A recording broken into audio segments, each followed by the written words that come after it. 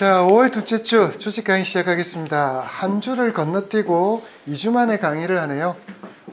그런데 생각보다 2주 동안에 큰 별다른 일이 없었습니다.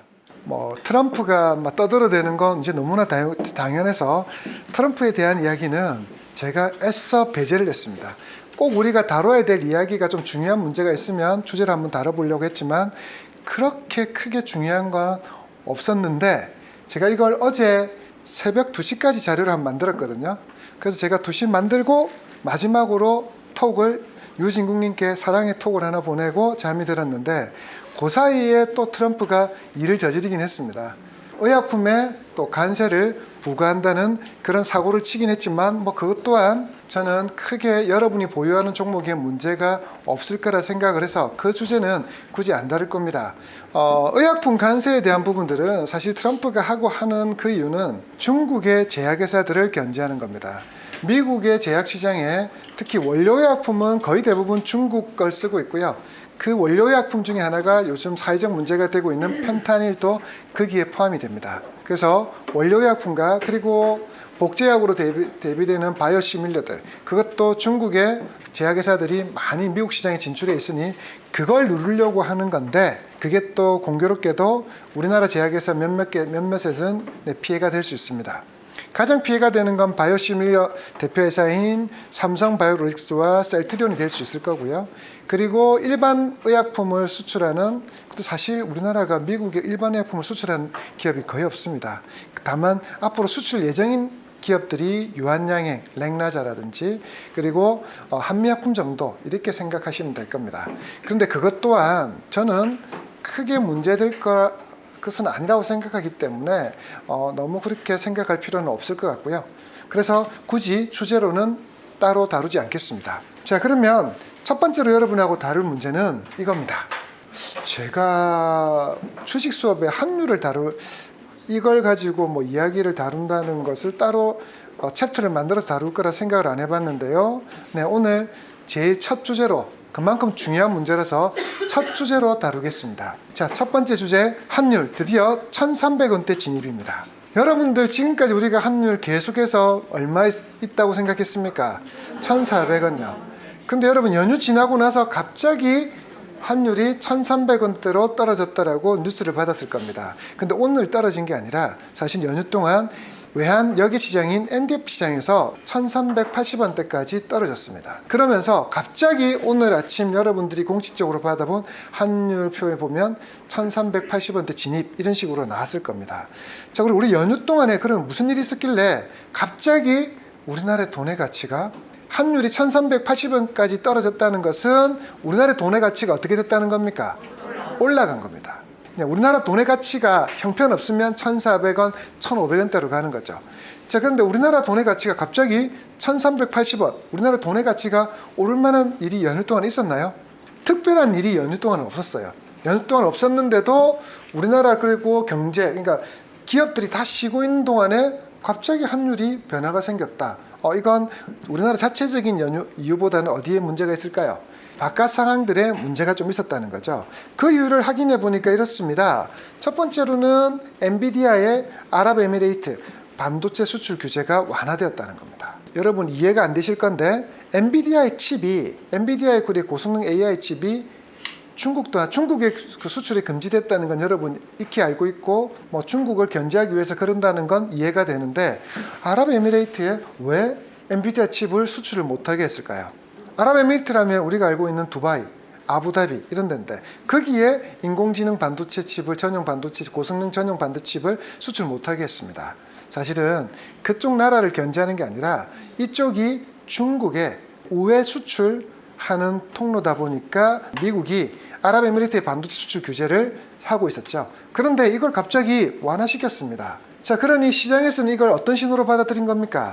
중국에 대한 규제를 완화한다는 신호로 해석을 했습니다. 그러면서 갑자기 이제 어떻게 되냐면 관세 전쟁에 대한 위험도가 조금 사라질 거면서 아시아국들의 수출이 조금 자유롭게 되지 않을까? 그러면서 이때 대만 달러, 우리나라 돈, 위안화가 동시에 가치 상승, 그러니까 환율에 대한 인하가 생기는 거죠. 그리고 또 TSMC를 앞세운 대만 경제가 호조를 예상하고 있습니다. 실제로 TSMC는 우리나라의 삼성전자가 우리나라 코스피 시총의 한 거의 20% 가까이 차지합니다. 근데 대만에서는 이 TSMC가 삼성전자보다 월등히 많은 시가총액 비율을 차지합니다. 얘의 주가가 대만 경제를 거의 좌지우지합니다. TSMC 연관되어 있는 기업들이 대만 경제의 거의 대부분 뭐 우리나라처럼 철강이라든지 우리나라처럼 화학이라든지 아니면 자동차 같은 산업이 없기 때문에 반도체에 거의 올인된 산업 구조이기 때문에 TSMC의 실적 증가는 대만 경제 호황을 이야기하는 거거든요. 자, 대만 경제 호황이 예상되니까 그렇게 되면서 대만에 대한 돈의 가치도 급등을 해버렸습니다. 자, 그러면서 대만의 돈의 가치가 자꾸 올라가고 대만은 또 어떻게 됩니까? TSMC의 실적이 좋아지면서 대만 경제까지 호황이 되니까 이번에 저희 우리가 쉬는 연휴 동안에 대만과 미국의 무역 관세 협상을 하는 과정에서 이런 찌라시가 좀 돌았습니다. 일본하고 미국하고 1980년대 일본이 워낙 미국에 수출을 많이 해서 무역 흑자를 많이 하니까 프라자 합의라는 걸 했잖아요. 그러면서 일본 돈의 가치를 어떻게 환율을 급격하게 조작을 하면서 일본의 경제를 폭삭 내려앉히게 한 것처럼 미국과 대만이 예전에 1980년대 일본과 미국처럼 제2의 플라자 합의를 할 것 같다라는 불안감이 조성됐습니다. 그러면서 대만도 달러라는 단위를 씁니다. 뭐 달러라는 단위, 홍콩 달러, 싱가포르 달러, 대만 달러 이렇게 쓰고 있는데 이 대만 달러의 가치가 저희가 쉬는 동안에 급등을 해버렸습니다. 자, 이 급등을 하면서 어떤 일이 벌어졌냐면 대만 생명보험사가 보통 보면 우리도 보면 어떤 보험을 많이 판매했습니까? 최근에 달러 보험들을 많이 판매했죠. 한국 돈에 대한 가치를 인정을 잘 안 하니까 뭘로 바꿔놨습니까? 달러로 바꿔놨죠. 그러니까 대만 생명보험사들도 그렇게 했습니다. 그래서 대만 국민들에게 달러에 투자하라 했고 실제로 대만 국민들이 TSMC에 근간을 둔 반도체 산업에 대부분 종사하고 있으니까 최근에 알고 계신가요? 대만의 스포츠카 판매라든지 고가의 차량들이 엄청나게 많이 판매가 급증을 했습니다. 한국은 경제가 침체되고 있는데 대만의 경제는 너무 좋아지는 상황이었죠.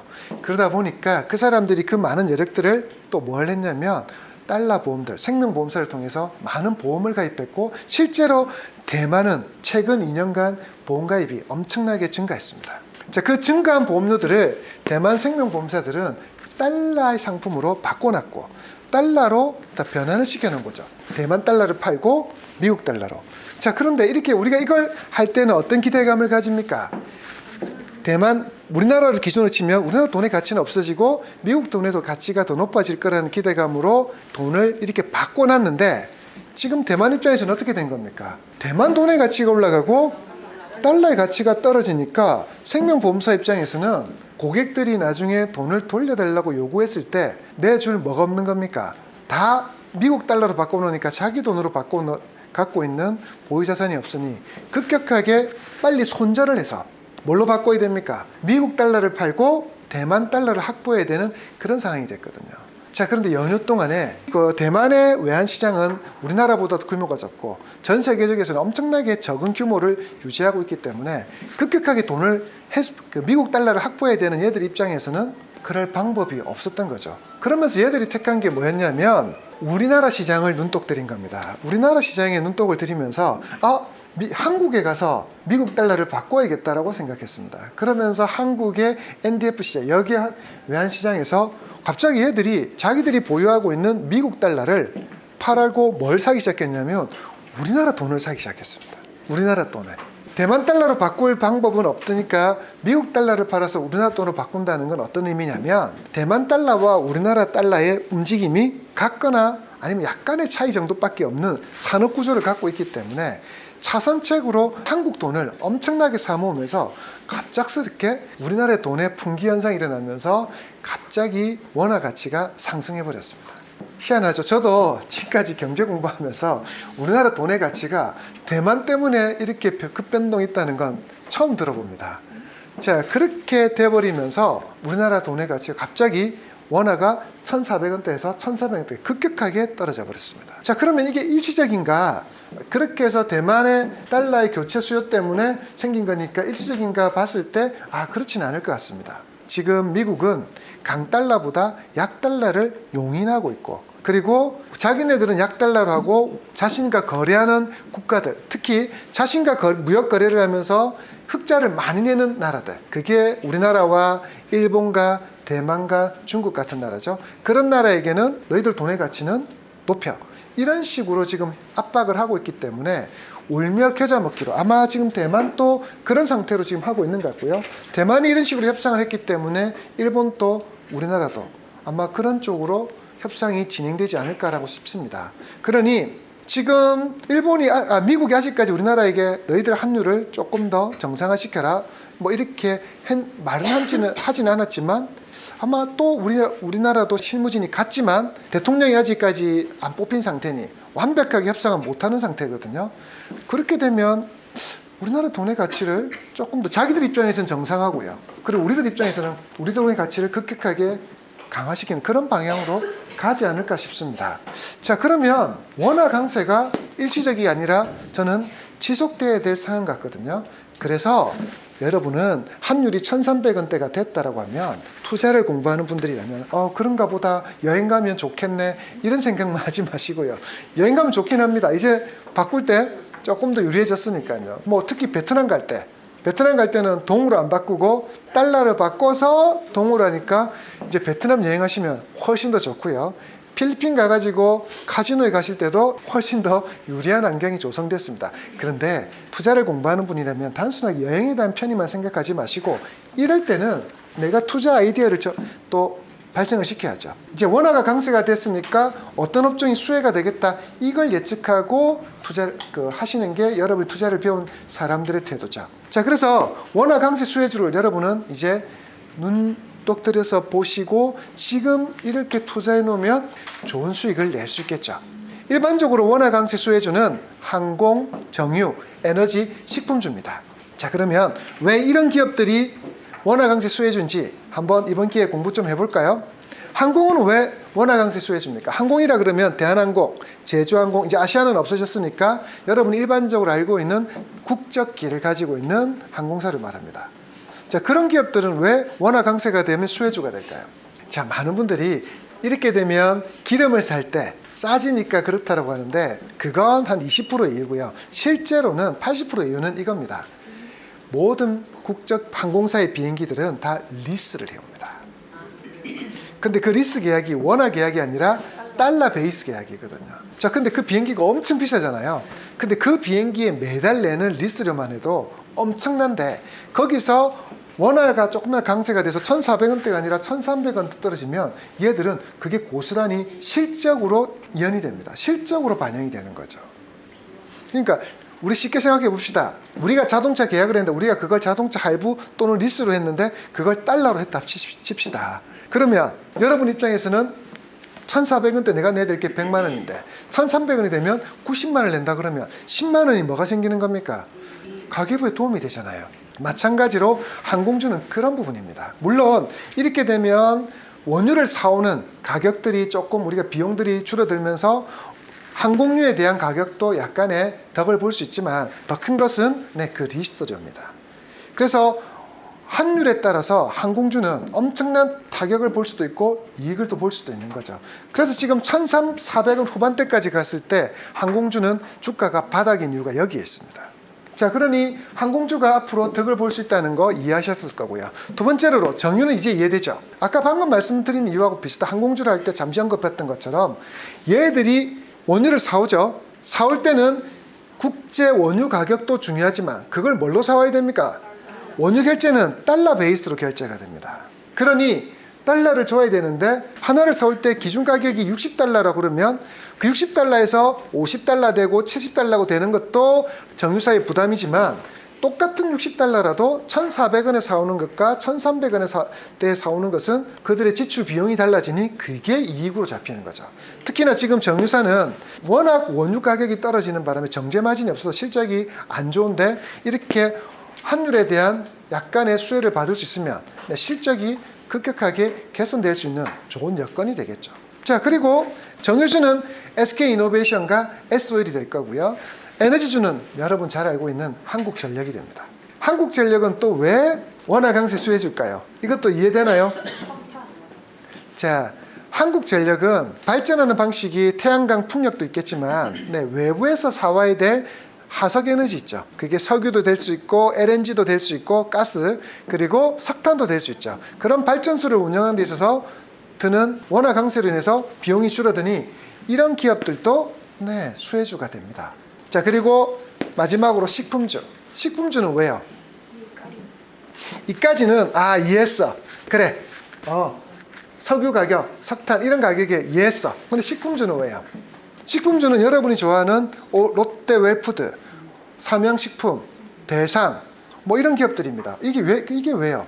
아침에 이걸 이야기했더니 저희 정 실장님이 팀장님 식품주는 왜요? 하고 묻던데 그래서 제가 웃으면서 말했습니다. 밀가리. 대부분의 과자들의 베이스들은 밀가루죠.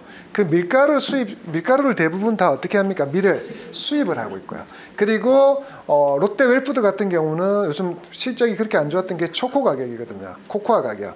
근데 이것 또한 워낙 높은 데다가 환율까지 엉망이라서 힘들었지만 이제 이런 식으로 되면 약간의 숨통이 트이니까 식품주한테도 굉장히 유리합니다. 근데 얘들은 이미 어떻게 했습니까? 제품 가격을 올린 상태에서 이제 밀가리